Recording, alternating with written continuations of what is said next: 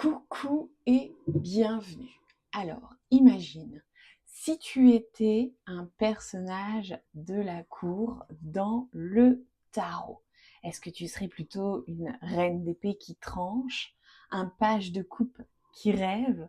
Aujourd'hui, je te propose d'aller voir quel personnage de la cour te représente le plus et surtout comment le trouver. Alors, c'est parti, bienvenue à toi sur la chaîne. J'ai créé un tarot, une chaîne où on va parler de tarot, d'intuition, des choses de l'invisible et de créativité. Aujourd'hui, on se retrouve pour découvrir ensemble quel personnage de la cour te correspond le mieux. Et ça va te permettre aussi de comprendre comment fonctionnent un petit peu ces personnages un peu mal aimé dans le tarot. Alors, j'ai mes notes avec moi. On va passer en mode table pour que je te montre tout ça. C'est parti. Alors déjà, pour commencer, c'est quoi les personnages de la cour? Il y a dans le tarot 16 personnages de la cour, 4 par famille. Tu as les valets, les cavaliers, les reines et les rois. Ils sont généralement des archétypes humains dans leur posture, dans leur énergie. Et dans un tirage de tarot, ils peuvent correspondre à toi, une qualité, un trait de caractère que tu peux avoir, une personne de ton entourage, ou bien sûr après des événements, des situations. Nous, aujourd'hui, on va plutôt se concentrer sur justement traits de caractère, comment tu es, et en te permettant de t'identifier grâce à ces personnages de la cour. Alors, pourquoi c'est utile de pouvoir s'identifier grâce au tarot? D'abord, pour mieux te connaître, ton énergie actuelle, ton mode d'action, ta façon peut-être de ressentir les choses. Pour voir aussi ce que tu es en train de traverser. Si tu es plutôt en apprentissage, alors tu seras plutôt dans les valets. Si tu es au passage à l'action, tu seras plutôt dans les cavaliers, etc. Et aussi pour t'appuyer sur une carte, peut-être sur ta carte de référence quand tu réalises un tirage. Alors, je vais te donner plusieurs façons de trouver, j'allais dire presque de calculer ta carte de tarot qui te correspond. Et pour ça, ça va être très simple. Tu vas avoir besoin juste de connaître ton signe solaire, donc ton signe astrologique, et aussi, pourquoi pas, ton ascendant. Tu vas voir, je vais t'expliquer. Chaque suite est reliée à un élément. Les coupes sont reliées à l'eau, les bâtons au feu, les épées à l'air et les deniers à la terre, comme les signes astrologiques. Tu peux aussi trouver ta carte, et cette carte, elle peut bien sûr changer et évoluer au fil du temps. Moi, ça fait un moment que j'ai la même carte. Après, elle peut évoluer peut-être dans certains domaines de vie où on ne va pas être au même niveau. Alors, je te refais un topo. Les pages ou les valets, c'est de l'ordre des personnes qui débutent, qui sont curieuses, qui sont sensibles, qui sont en apprentissage. Généralement, les valets, on considère que c'est les enfants du tarot. Les cavaliers, ils sont dynamiques, en mouvement, parfois impulsifs. Il agit, le cavalier. Et généralement, on considère que c'est les adolescents. Les reines, elles sont dans la maîtrise intérieure, l'intuition, l'autorité douce. Elles incarnent. Alors, les reines, moi je considère que c'est alors des femmes ou personnes avec une prédominance de féminin, de yin, plutôt matures, donc plutôt déjà bien installées dans sa vie. Et là, c'est à toi de voir la définition que tu mets derrière ça. Je te donnerai un exemple concret tout de suite après. Et enfin, les rois, ils sont dans la structure, la direction, la responsabilité, la transmission. Ils stabilisent. Et donc les rois, tout comme la reine, hein, plutôt un homme ou une énergie dominante yang, plutôt bien aussi installé dans sa vie, plutôt mature. Ensuite, il y a donc les éléments.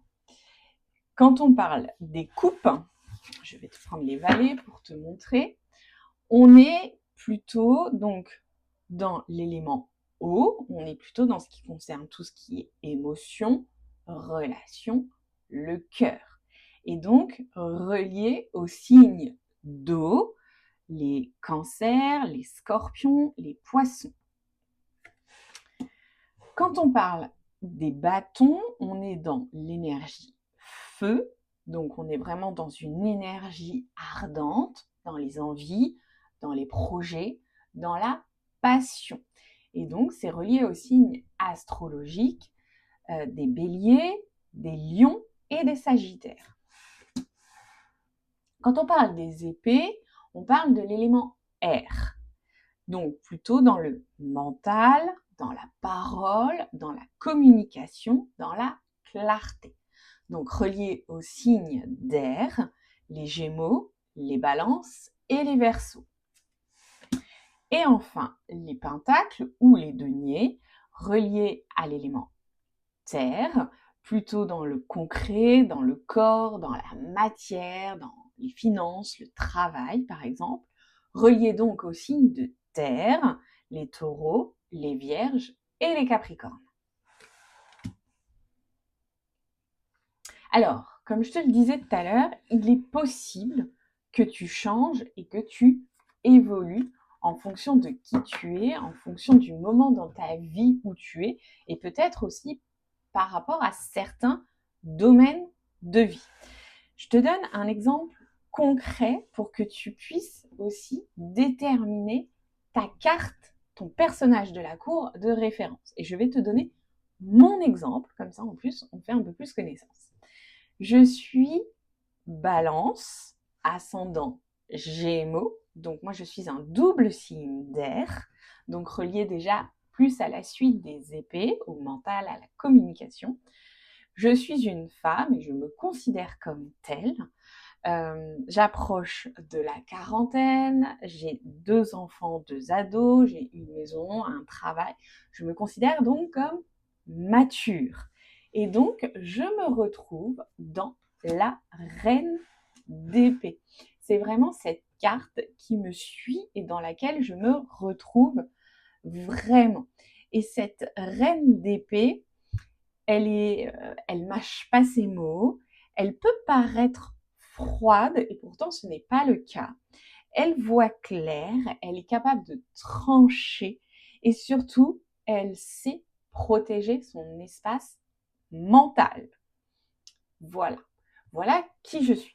Donc tu peux déjà, toi, aller un petit peu rechercher quelle est la carte qui te correspond et je vais te faire un rapide topo de chaque carte pour que tu puisses aussi trouver la tienne, que ce soit par ton signe astro, par ton ascendant, peut-être l'un et l'autre, ou peut-être l'un ou l'autre, si tu ressens que ton ascendant est plus dominant que ton signe solaire, ou tu pourrais aussi imaginer un mélange entre 2 cartes. Imaginons, je te prends, tiens, par exemple, l'exemple de mon conjoint. Mon conjoint est vierge, ascendant cancer. Donc, il pourrait se retrouver autant dans le roi de pentacle que dans le roi de coupe. Et d'ailleurs, les deux le définissent assez bien. On a un subtil mélange des deux. Je te fais donc un topo de chaque carte pour que tu puisses avoir le détail complet. Le valet de coupe. Si tu te considères valet de coupe, donc plutôt jeune, voire très jeune, et ça peut être aussi mentalement, tu ressens tout, tu rêves beaucoup, tu parles aux poissons dans ton verre, par exemple, tu veux aimer et être aimé, même quand tu n'as pas les mots. Si tu es plutôt page valet de bâton, tu as une idée à la minute, tu t'enflammes vite, tu lances des projets dans tous les sens, mais tu as aussi le cœur qui vibre très fort. Si tu es plutôt valet d'épée, tu poses 1000 questions, tu veux tout comprendre, tout analyser, tout savoir, tu réfléchis avant d'agir et parfois même tu réfléchis trop. Si tu es un valet de pentacle, tu es studieux, appliqué, tu aimes apprendre étape par étape, tu avances doucement mais sûrement, tu veux du concret et surtout pas du vent. Les cavaliers. Donc là, on est dans la sphère plus adolescente. Tu peux très bien te retrouver dans les cavaliers, même en ayant une trentaine d'années, peut-être pas, ou peut-être que tu veux pas d'enfant, ou tu n'en as pas encore, etc. Tu peux peut-être aussi te retrouver plus facilement dans les cavaliers. Alors, le cavalier de coupe, tu vis par émotion, tu veux sauver le monde, tu écris des poèmes et tu as un cœur ultra tendre, même si tu le caches. Le cavalier de bâton, t'es partout et nulle part, tu fonces, tu fonces, tu fonces. Ton énergie est incroyable, mais il faudrait penser à souffler. Ma fille, mon ado, qui est bélier ascendant lion, se retrouve très bien dans ce cavalier de bâton.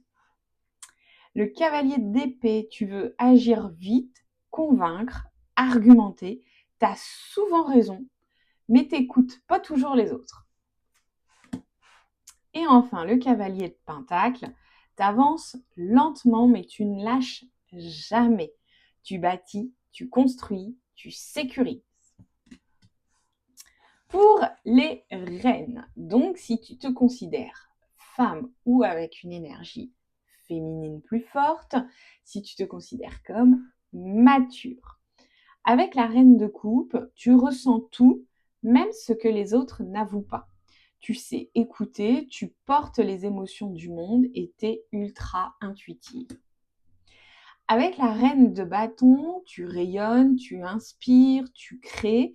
Tu as ce feu intérieur qui réveille tout le monde autour de toi. Avec cette reine d'épée, comme je te le disais tout à l'heure, tu ne mâches pas tes mots, tu vois clair, tu tranches dans le flou et tu protèges ton espace mental qui est très important.